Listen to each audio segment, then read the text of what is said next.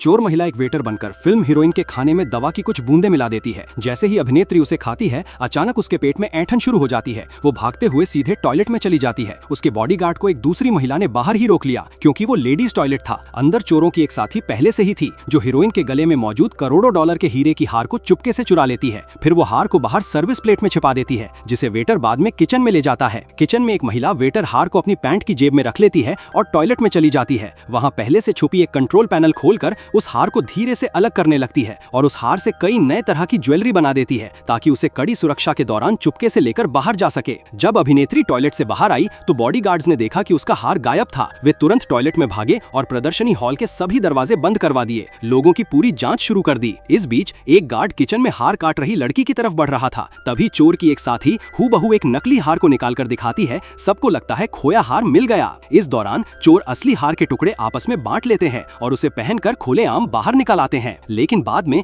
जब हार की जांच की जाती है तो वो नकली होता है, लेकिन किसी के खिलाफ कोई सबूत नहीं मिलता। पुलिस ने अब उस हीरोइन की जांच शुरू कर दी, लेकिन इतनी मशहूर हीरोइन भला हार क्यों चुराएगी? अभिनेत्री यानी बेला ने कहा उसे कुछ नहीं पता। बाद में जब सभी चोर आपस में हीरे बांट रहे थे, बेला अचानक वहां पहुंच गई। असल में बेला पहले से ही चोरों की टीम में 20% हिस्सेदारी के साथ शामिल हो चुकी थी, लेकिन असली मुश्किल थी हीरे को नकदी में बदलना। इस काम के लिए एक बूढ़ी महिला मिली, लेकिन खरीदार ने हीरे का भेद खोल दिया। बचने के लिए बेला ने अपने हरामी रईस बॉस की जेब में कुछ हीरे रख दिए और खुद ही उसका भेद खोल दिया। लेकिन केवल 3 हीरों से यह साबित नहीं होता कि वही मास्टरमाइंड है।